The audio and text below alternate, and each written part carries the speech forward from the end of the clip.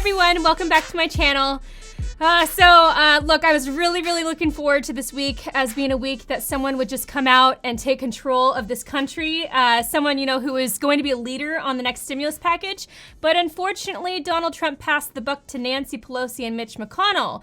And the reality is no one really sees Nancy or Mitch as a leader. So, they each complain on national TV that the other person is too stubborn and it's just, a bickering war all the time. But this is literally like a brother and sister smacking each other, and their dad is sitting on the couch going, "Yay, Green Day in stocks," and just totally forgetting about what the children are doing. And I don't want to slam Trump, maybe he's got some tricks up his sleeve, but I'm just trying to put myself in the president's shoes, which I get is impossible, obviously, what do I know? But I do think we can all agree, Democrat or Republican, that if we were the president, we would stand before our country on a daily basis and give guidance for exactly what's going on. Hey, here's your stimulus update directly from the president. Here you go. That would show the country that we have a leader trying to unify the country. And honestly, if Trump did that, I think he'd easily get reelected. Now, maybe you think that he'll get reelected either way. This is just a critique, and it's something I wish for.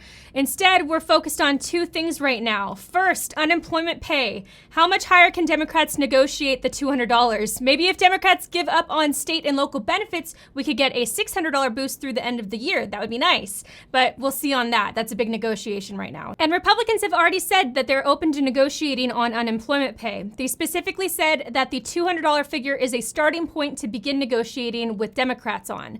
Republicans do already expect to give on unemployment pay and likely some state and local government funding. This is really good. We're just waiting to see how much at this point. And the only other negotiating that I can see is liability protections. And that seems mostly solved because Democrats have said they'd be willing to have business liability protections as long as there are protections for workers and consumers to balance that. So to me, this just sounds like they have to sit down with some attorneys and draft some things really well. Other than that, things we really would like but aren't seeing yet are eviction protections, which is expected to come, and also heroes and essential workers pay, which is not expected to come. It looks like the money went to a new FBI building instead, which... Anyway, ridiculous. However, I'm on pins and needles here, everyone. Even though this seems close, the media makes them seem really far apart. And if we don't get unemployment or eviction protections, there are going to be a lot of issues coming with tenants, and that's sad and extremely frustrating. Remember, I'm a property manager. I actually have a really great course on DIY property management and rental renovations with Kevin, links down below.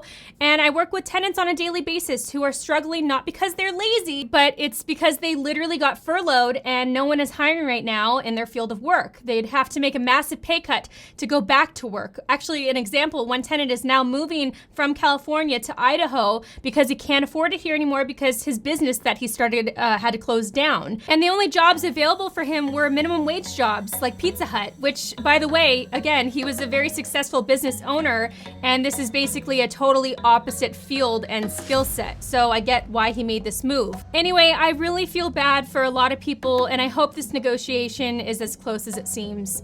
And instead of the president updating you all on this, at least you have some people on YouTube to help you out, like myself and Kevin. If you like this video, please consider subscribing. Thank you so much for watching. I'll see you next time. Bye.